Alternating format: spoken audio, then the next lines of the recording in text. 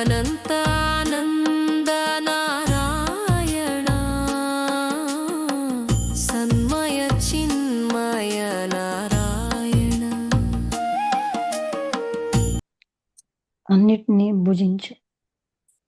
ఆ తత్వంలో సన్మయ చిన్మయ నారాయణ. ఇక్కడ సన్మయ అంటే సత్యమయ, సత్యమయ. అంటే అన్నం సత్యమయ ఉమ్, అస్తిత్వం ఆయనే అని అర్థం అనమాట. ఆయన ఉన్నాడు, సత్త కలిగిన ఆయన అని అర్థం. ఓకే. ఉమ్, ఉమ్. ఆనందాది నారాయణ చిదంబర శ్రీ నారాయణ సువేద స్వరూప నారాయణ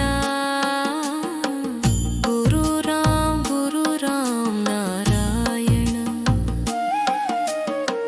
సుసంగ గంగా నారాయణ